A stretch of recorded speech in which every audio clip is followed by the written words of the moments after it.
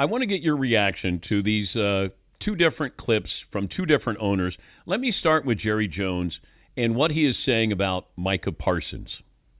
Just because we sign him doesn't mean we're going to have him. He was hurt 6 games last year. Seriously.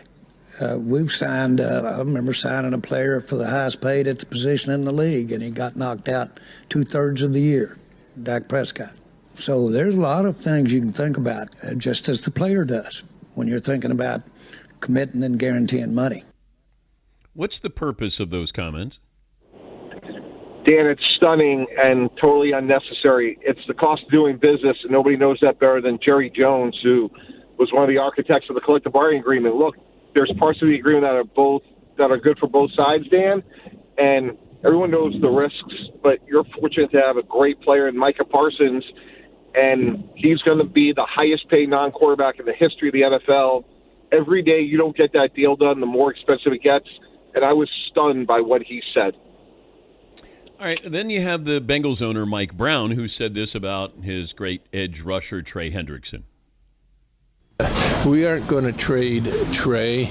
We're working to get Trey signed as we speak here. There are guys over in the office working to get that done. We like Trey as a person. He's a good guy. But when it comes to these negotiations, and we've been through a few of them with him, he pushes hard. He gets emotional. We never have an easy time of it, but there's one thing that is consistent. It always gets done, and I think this one will. Okay, you have an owner who inherited a team, and he is critical of a player who gets emotional trying to negotiate a contract here. Help me understand what Mike Brown is saying.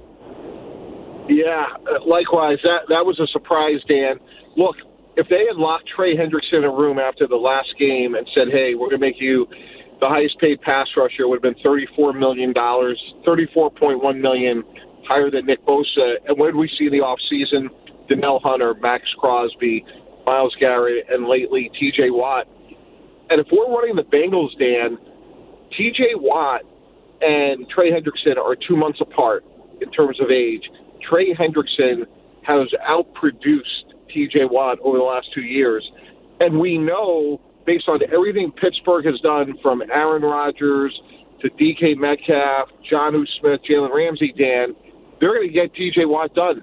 So why are we waiting? So I was surprised by Mike Brown's comments, and they had a great offseason getting T. Higgins signed, Jamar Chase signed.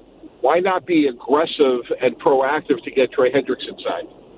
Yeah, it feels like the Eagles gave us the blueprint, for building a team, that Howie Roseman's done a wonderful job, and Jeffrey Lurie, and getting these contracts done. And they don't drag out, I don't think, do they, in Philadelphia? You're making a great point. No, and look, if we're in an arms race, if we're the Cowboys and we're trying to catch the Eagles and we're paying premium prices and they're getting discount prices, that's why you lose guys like Jordan Lewis to Jacksonville, DeMarcus Lawrence to Seattle. You know, Adam Schefter mentioned this morning, Dan, like maybe that's why they didn't have the money to sign Derrick Henry. So and they've done a nice job of drafting, if you know you have CeeDee Lamb or Dak Prescott or in this case Parsons, sign them early, you would save tens of millions of dollars, and that translates into keeping more good players, to your point, which is what the Eagles have done.